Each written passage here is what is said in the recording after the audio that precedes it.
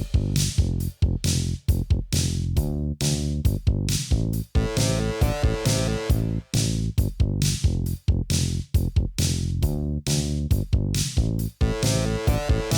everyone, welcome to Mascara Mondays. Yeah, super original name, right? So I wanted to do a series that's all about my favorite makeup product, mascara. I love mascara. I am passionate about mascara and I get a lot of questions about it, honestly. And so I figured, why not do a video once a week, a series rather, where I can answer all of your mascara questions and give you a review of a mascara that you might be thinking about buying. So if you like this idea, go ahead and like this video and comment what mascara you want to see me review in upcoming episodes. The mascara that has the most likes and comments underneath it, I think I will do next Monday. Today's featured mascara is Pat McGrath Labs Dark Star Volumizing Mascara. So this is a $30 mascara. It's definitely a prestige option. A lot of you know I love Pat. I love her products. There's nary a product that I don't love from her, but I haven't tried Fetishize. I haven't tried her Fetishize mascara. I know it's bonkers, but I haven't tried it. So this one launches on July 16th. It'll be available online on Sephora.com and Pat's website. And this mostly is a volumizing mascara. I have been trying this mascara since, well, I received it last week. So I've been trying it every day since, just to get an idea of how it wears, if I'm dealing with any flaking, if my eye gets irritated, or eyes rather, one of my eyes get irritated from wearing it consistently. And I received a press sample. So this is why I have it ahead of the launch. A few things that you should know about Dark Star Mascara. It claims to be a lifting mascara that provides volume, and that is a jet black, like a deep black shade. It also says it gives you multi-dimensional length. Honestly, I love Pat, but one thing about her branding is that it's so extravagant. She uses a lot of marketing terms, and I think honestly, consumers like you and I are, and you know, someone like me too, who is in this business, I don't really care about the marketing jargon. I just want to know what it does, what it's made without, what it's made with.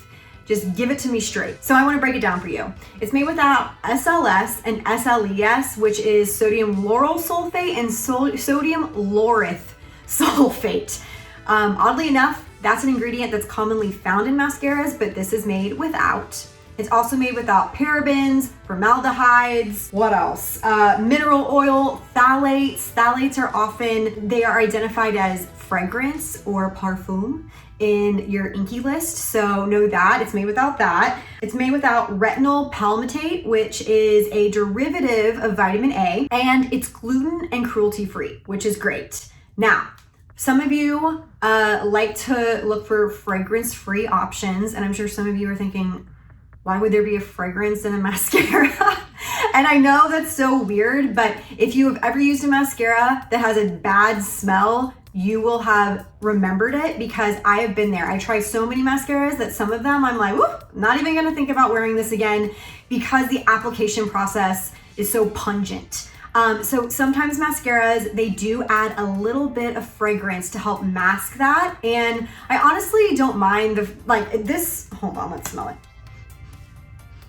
I mean, honestly, it doesn't really smell like much to me. I can't really smell it. But that being said, it does have fragrance. It has less than 1% of synthetic fragrance in this tube. So just know that before you try this out. Okay, so what do I look for in a mascara? I want it to be jet black, like deep carbon black. I have long lashes, as you can see, but they are kind of blonde on the tips. So that's why I really want that deep black color to accentuate the length and every individual lash that I have.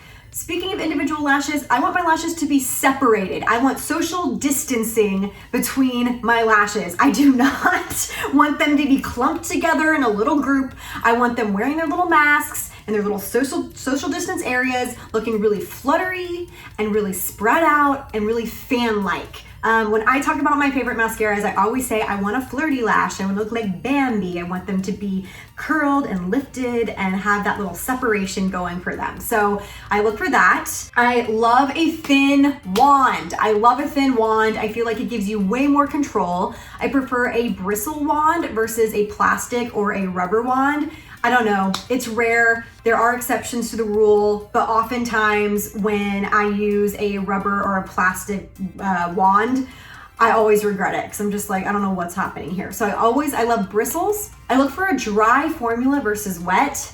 If you know, you know. If there's just too much of a wet formula on the brush, forget about it. I want it to be almost dry enough that it starts to flake, but I don't want it to flake. That's what I kind of gravitate towards when it comes to formulas. And I also am looking for a product that's not going to irritate my eyes. I know that sounds crazy, like mascaras shouldn't irritate your eyes. However, I have pinpointed an ingredient that's commonly found in mascaras that can irritate my eyes specifically. And it's called propylene glycol. It's a solvent. It's used in the base of mascara. And it's also a skin conditioning agent. So I imagine it probably is used to condition your lashes as well. In this case, that ingredient is not in Dark Star, so I'm not worried about it. But I also looked at the full ingredient list and I didn't find common irritants that you would usually find in mascaras. Anyways, I really just look for separation, lift, making sure my lashes look as long as they actually are. Because surprisingly some mascaras can make my lashes look short, which is bizarre AF, but whatevs. Okay, before we get into the application process, let's open this baby up. You can see that I have used this because of the rim. And here, let me make sure I'm doing this correctly. Obviously let's cut to B-roll. Okay, thank you. So this is the brush. This is a bristle brush, happy about that. I will say that this is a large tube. I'm gonna compare it to another mascara that I've been using religiously, which is at Lash from Marc Jacobs. So as you can see, definitely bigger than that. And when it comes to the Giga Black Lash from MAC, also way larger. So the tube is bigger. The handle for the mascara is also a little bit bigger in the hand. And I love the bristles. It's an hourglass shape, which is great for getting those inner corners of your eyes. But I will say I feel like it's a little big. So I am nervous because I like to get really to the base of my lashes and wiggle it around real well. And I do think this is probably gonna get on my upper eyelid, but we shall see. Let's just take a quick look at packaging under here. 6 months, okay? So after 6 months, you need to throw this out. Typically, I replace my mascaras every 3 to 4 months, but you can use this for 6 months if need be. I just will warn you, if your mascara is starting to flake, it's time to replace it. Just mentioning again, I have nothing on my lashes. I did not curl my lashes. I do have on makeup, foundation, the whole nine, but I don't have on anything on my lashes. One tip that I like to tell people before they apply any mascara is to make sure that you have absolutely no moisture on your eyelashes. This is commonly what makes eyelashes look slick or makes them clump in certain ways, which isn't really like the look I'm going for. So I just take my powder brush. This is the Hourglass Veil powder brush. I'm obsessed with it. It's like the one I use all the time. And I just brush upwards on my lashes while my eyes are closed, just to make sure I don't have any moisturizer or anything like that on my eyelashes. Okay, let's do this. So when I get started, we're gonna get up close and personal here. I'm like, do I have anything in my hair? All right, so when I get started, I typically go, this is not gonna be cute, okay, sorry. I go right to the base and I wiggle. And for me, I feel like this is a little large and in charge, but I'm gonna try. And you can see there's a little bit of transfer. And then I bring it up to the tips as best as I can. And I typically start in the middle and then move my way outward. And then I bring it in. And you can see that I flipped the wand. to really get those inner corners. So what I'll say about the formula, right? Why did I say that weird? What I'll say about the formula right now is I feel like it's wet enough and dry enough. It's not too wet. I feel like it's definitely separating. Like that's gorgeous. If you guys are like investigating my skin situation, I'm really dry and flaky right now because I did a chemical peel a few days ago.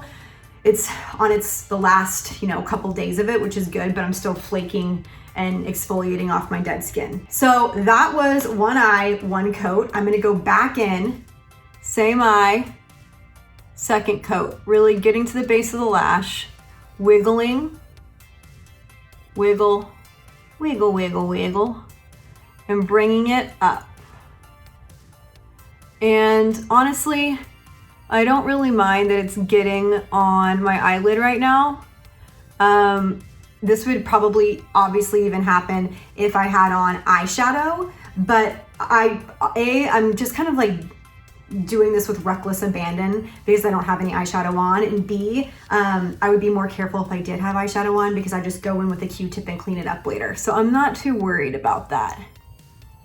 But I really just like to push it up. I am excited about the corners of my lashes because I feel like this is lifted. This lifted nicely. I'm really happy about that. And then I'll go into the inner corner again. And I will say that it is a little clumpy, but not as clumpy as Tammy Faye Baker. Like, we're not in that area yet, and I'm not worried about it. And honestly, I know that when I wear my mascara like this, people are like, what are you wearing on your eyes? So for me, I am fine with this. This is like, there's like not like little bulbs hanging off the lashes, which I tend to hate. That gets really annoying to me. All right, let's do the next eye. This is my wonky eye. Do you guys have wonky eyes? I have a wonky eye. Because of my ptosis, which is a condition where the muscle, your eyelid muscle, is a little, it's dystrophied, which means that it has a hard time holding your eyelid up. I had surgery to remedy this when I was 3, but as I've gotten older, I've noticed that this eye has always been a little heavier. So I feel like this eyelid is a little wonky. It's a little smaller at times. And this is the eye I typically get the most mascara on the eyelid because of, that heaviness. So just FYI. So let's go in.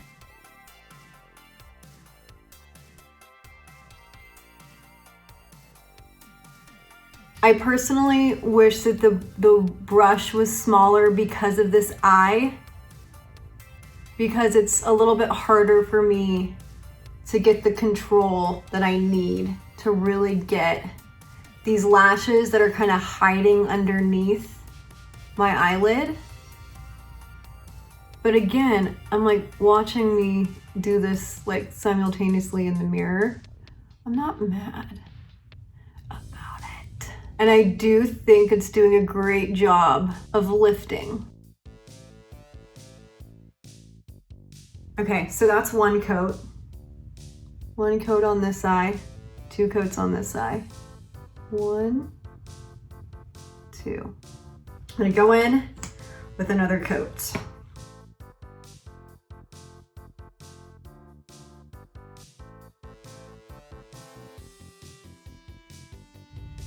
So this is what I will say. This eye, this is like my good eye. This is my good eye. What the hell am I saying? This is my good eye. This is my preferred eye, whatever. I feel like this one was way easier to apply to just because I feel like my eye is not as heavy and I was able to really get in there and wiggle. Because this eye is heavier, I can see that it's clumping a little bit at the inner corner, but again, I'm not mad about it. And I really like how my lashes look. Like, that's so pretty. This is the other thing. It does claim to lengthen with that multi-dimensional length, a term I still don't understand. I can see that because I can see that the inner corners of this eye, the inner corner of this eye specifically does look longer. So I'm not mad at it. Although the focus of this mascara is definitely volume. I probably wouldn't buy this mascara just for lengthening. I'm gonna go crazy. You shouldn't do 3 coats, but I wanna see if I can just get this outer corner going a little better. Okay.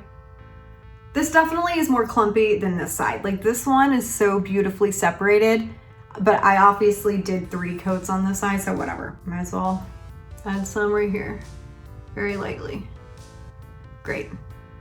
Okay, now I'm just gonna go and wiggle under my eye, get my lower lashes, starting from the outer corner, working my way in, and then going back to the outer corner.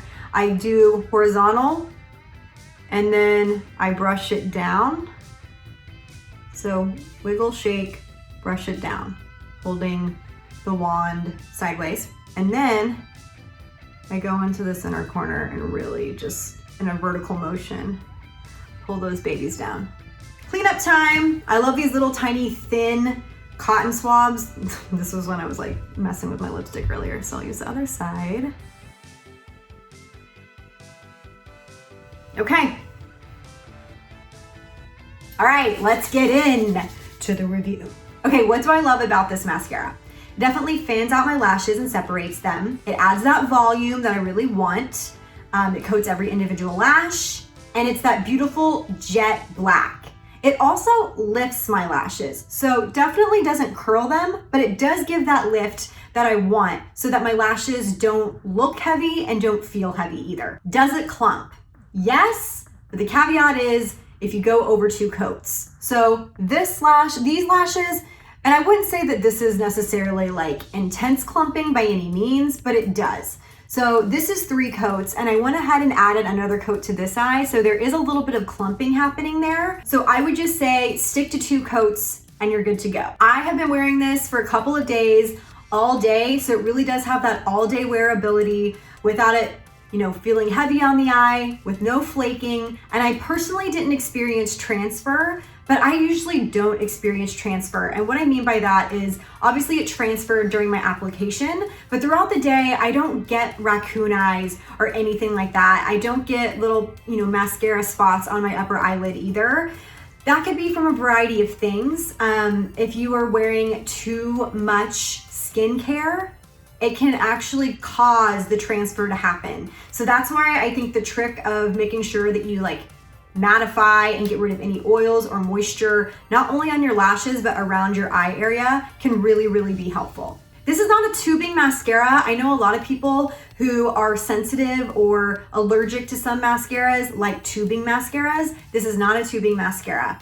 And on that note, it's really easy to remove even though it isn't a tubing mascara. Basically what I did is I just used my soy face cleanser, which I use all the time, and really just got on my eye and was able to break it up, wash my face, and then any remnants that I had, I just used a regular eye makeup remover and I was good to go. We have to be a little bit more forgiving with our makeup products. I think we expect them to do so many things.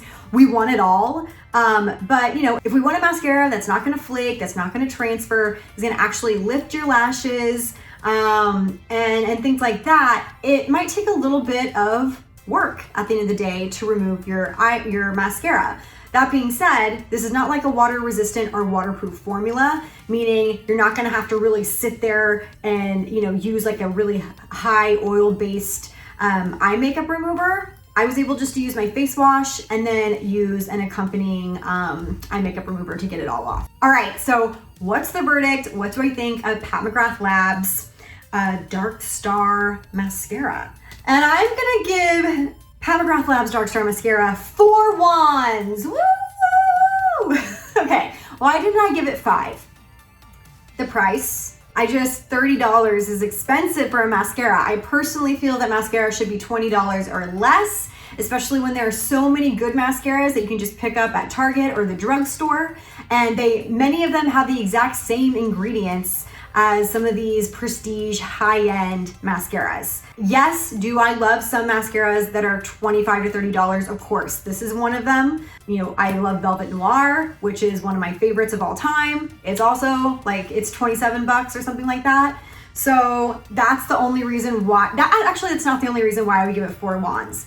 The other reason is because I do think that the brush is too big. If you really want that control when it comes to volumizing and giving that wiggle, wiggle, wiggle, then you do need to be able to get to the base of your lashes with no problem without feeling like you're gonna touch your eyelid or poke your eye out. I do think that this brush is a little bit bigger than I personally normally gravitate towards. But that being said, if you're looking for something to have these like really full, dramatic, flirty looking lashes, this does the trick. Thank you guys for watching. I hope you enjoyed this. If you like this series so far, please like this video and comment and let me know what mascaras you want me to try. I'm serious. Like, it could be Maybelline Great Lash. It could be a new launch coming out next month that you've seen teased on Instagram. I want to try mascaras that you guys want to know more about. Let me know. And be sure to tag a friend who definitely needs this mascara, and I'll see you next Monday.